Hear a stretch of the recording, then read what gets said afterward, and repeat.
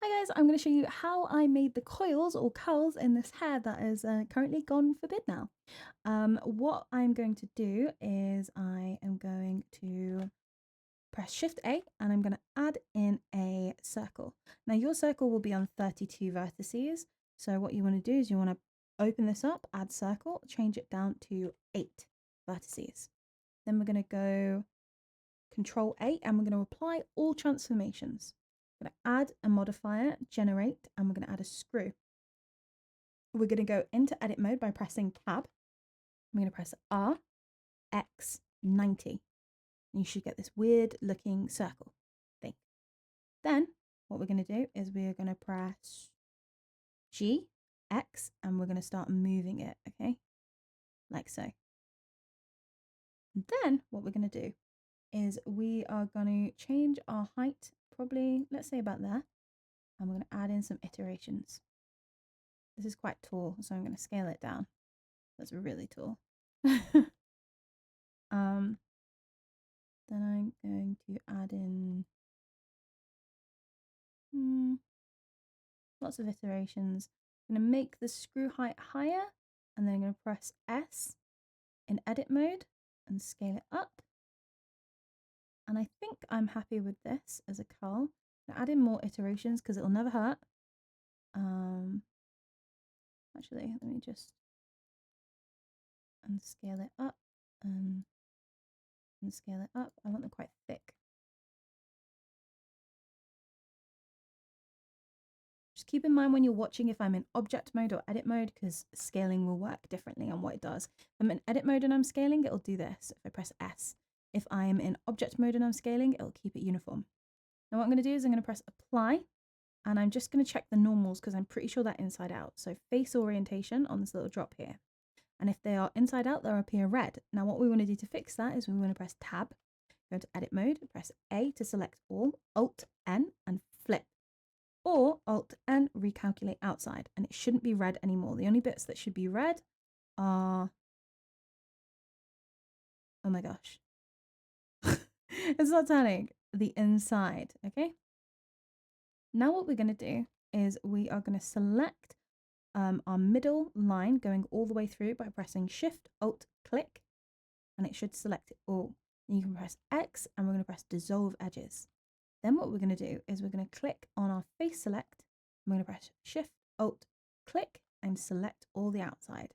Then I'm going to press P, selection, separate. Then I'm going to delete the other side. And there we have it. We have our curls. Now I've purposely made them really tight, so there's barely any gap, because after we make them really tight, we can make them smaller just by pressing G, and we can make them G twice, sorry. We can make them a lot thinner. So if I wanted to make them a bit thinner, I can do that. You can also make them wider by pressing Alt S, and taller. You can do whatever you want with these curls now.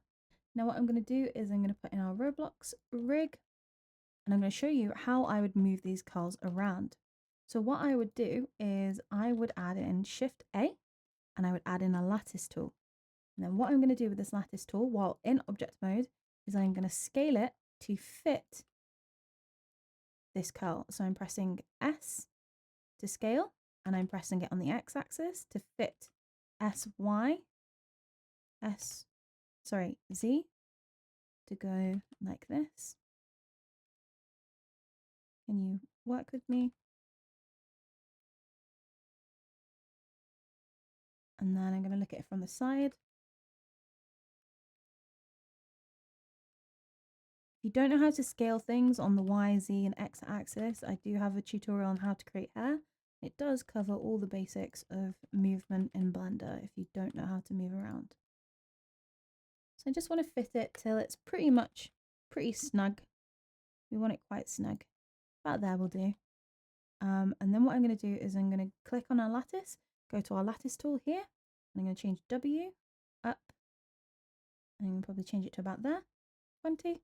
And then I'm going to click on our curl, and I'm going to go to our modifiers tab, press add, and I'm going to press deform, and I'm going to press lattice, and then I'm going to click on here and click our lattice. Or you can click on the eye tool and click on the lattice.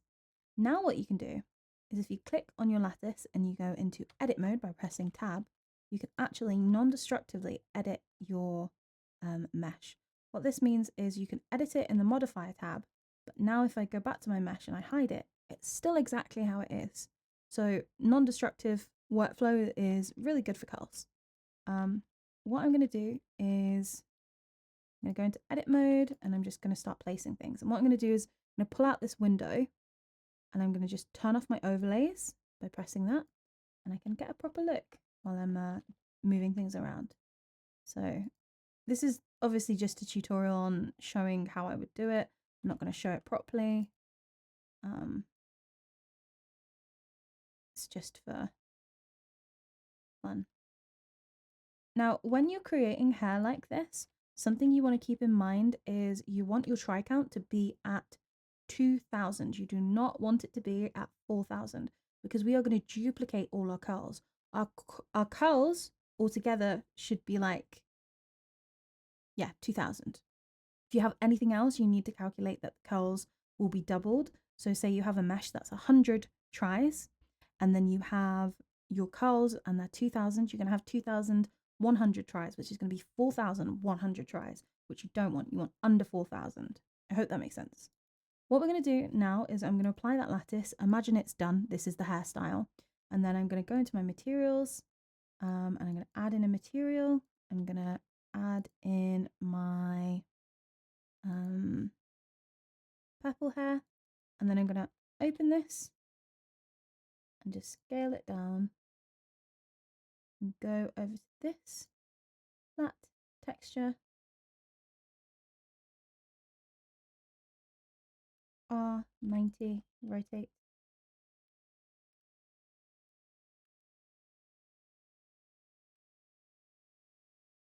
until I'm happy with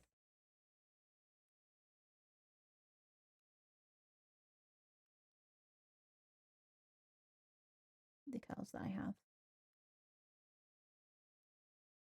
There we go. So that's how I would move everything around. What I would also do is now I would press Shift D, I press Escape, and then I press Alt S. And if you have your selection thing on, your proportional editing, you want to make sure it's on connected only or just turned off. I'm going to press Alt S and we're going to pull it in probably about this much. Usually in other engines, I would have it as close as I can, but I notice when I do it in Roblox, it's a bit funny. So I'm going to leave about this much gap. And then I'm going to press Alt N and I'm going to flip. And what that will do is when you're in the engine in Roblox, it will read that that is like the front side. So it will show up the texture properly. If you don't do this, it's not going to show up the back end of your texture. It's going to be really funny. You have to duplicate yours after, because if you want to do it, if you duplicate it while you're still editing, it can start acting a little funny and start clipping and going in the wrong places. So I leave this till last, especially after I've done my textures. What I like to do as well is I like to have my inside texture a little bit darker. So I have a slightly darker hair, like here. My back end looks a bit darker than the front, if that makes sense. And that is how I create my curls. I hope that helps.